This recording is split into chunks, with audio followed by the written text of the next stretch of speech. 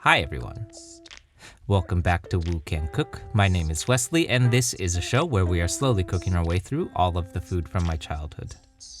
Today we're diving back into the wonderful, weird world of Asian fusion cuisine with a play on one of my favorite pantry pastas of all time, which is the Italian Cacio e Pepe. For those unfamiliar, Cacio e Pepe, or as I often refer to it, a grown-up mac and cheese, is one of the classic Italian Roman pastas that makes use of toasted black pepper, grated pecorino romano, spaghetti, and of course a hefty amount of pasta water to create its thick and creamy texture. For our very strange, very fusion version of this dish today, we're going to swap out the black peppercorn and instead make use of some Sichuan and white peppercorn instead to give it a rather unique numbing quality that I don't think I've ever experienced in any Italian pasta, although I do think still stays very true to what a Cacio e Pepe is. To pair with this, we're also going to make use of some grated parmigiano reggiano in lieu of the classic pecorino romano. Now just wait a second. Before all of the Italians in the room freak out, let me explain. We're going to use a slightly milder grated parm in lieu of the required pecorino romano today, so that we may also incorporate a bit of miso paste in our pasta, so as not to overwhelm the senses.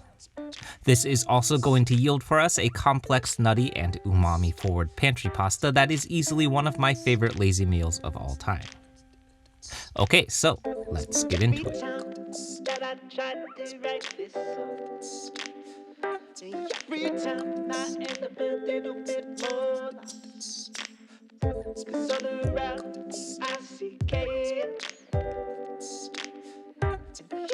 Okay, so diving right in, we're kicking things off here today over on the stove, where I have my wok heating up over low heat so that we may briefly dry toast our spices. This is about a tablespoon each of Sichuan peppercorn, white peppercorn, and about a dozen or so dried Tianjin peppers that I'm going to toast up for about 3 to 5 minutes until nicely fragrant, then adding to a mortar and pestle to crush. The dry toast here is going to release and open up a lot of the aromatic qualities of our spices, which you otherwise wouldn't really be able to get without first introducing heat. In our case today, the numbing, lingering qualities of our Tianjin and Sichuan peppers won't really come out without this dry toast. Now, in a more traditional Cacio e Pepe, you might see your black peppercorns first crushed, then tossed into a pan for a dry toast, before combining into the pasta, yielding nice big pieces of peppercorn in your final dish. Black pepper, however, has a much less intrusive shell, which is why it can be ground in a pepper mill. These Sichuan peppercorns, on the other hand, will have pretty large shells and flowers that will get stuck in your teeth and are honestly kind of annoying to swallow too, so we definitely want to amend our approach today and pass this stuff through a sieve before eating.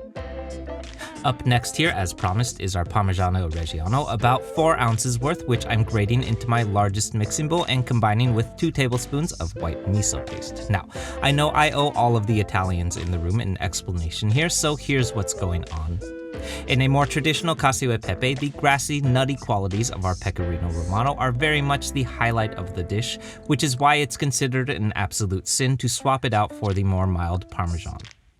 In our case today though, while we are making use of a more mild white miso paste, we are still going to get a whole bunch of earthy, salty, and umami qualities from our miso paste. So, in order to avoid an enormously overwhelming umami bomb in our pasta, I'm voting in favor of the grated parm. Okay, so now that that's out of the way, moving right along here, I'm setting my cheese aside for a moment and heading back over to the stove where I have a pot of water at a rolling boil. My original intention here was to make use of some fresh lo mein egg noodles, where the thick, starchy, and chewy qualities of the noodle would have made for a really fun and interesting combination with our grated parm. Sadly, however, it turns out that our lo mein egg noodles have spoiled though, so there goes that plan. Womp. In any case, not to fear, because we are making a pantry pasta after all, so we are instead diving into the pantry and making use of some dried spaghetti cooked to al dente and some liberally salted water according to package instruction. Now, any chance that you get, I always recommend looking for pastas that have been cut using a bronze die. Cheaper and more mass-produced pastas will be cut using Teflon dies, which, though cheaper to make and purchase, has really poor sauce cohesion qualities because the noodles won't have a texture to them when they are extruded through a Teflon die. So, for what it's worth, I think this Delalo pasta that I like is an extra maybe 50 cents, and it's well worth the change in my pocket. Once our pasta is cooked to al dente, or in other words, just slightly shy of being cooked completely, I'm reserving about a cup's worth of my pasta water, then straining my noodles and setting aside. Then circling back to my grated parm here, we're slowly adding about a quarter cup of pasta water to our bowl until the parm and the miso paste have combined into a thick and creamy sauce. Then next here's my pasta going in, followed by my whole dried Tianjin peppers and of course our toasted and crushed Sichuan and white peppercorns passed through a fine mesh sieve. I'm tossing all of this to combine one more time, then using these silly looking giant tweezers to make one of those chefy pasta nests. We're dressing this all with our Tianjin peppers, a final shake of our peppercorns, and some fresh grated parm to finish, and we're ready to eat. Okay, so first off, I am well aware that we have deviated quite a bit not only from what a traditional cacio e pepe would look like, but also how it would be assembled too. I know I can hear the comment section now, why would you even call it a cacio pepe? Brr, just stop. In all honesty though, really, I think that by deviating so far off the beaten path of a traditional cacio e pepe, it's sort of forced us to justify and explain why we made all of these odd and potentially sinful choices, which very likely may actually be more informative than an authentic take to this dish. I don't know. In any case, what we're left with here is a nutty, rich, and gently heat-forward pasta that is exactly what I was hoping to achieve today.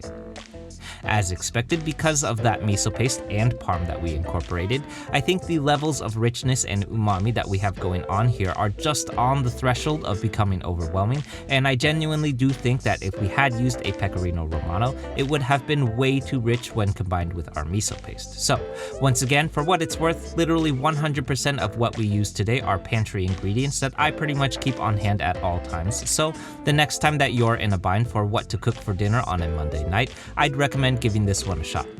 Okay, so that's it everyone. I hope you enjoyed this and I hope you give this one a shot. For those who are new to the channel, this one is part of a larger series dedicated to fusion recipes, so definitely check out that series next because there's a lot of these. As always, like, comment, subscribe, share, be nice interneters, and I'll see you soon.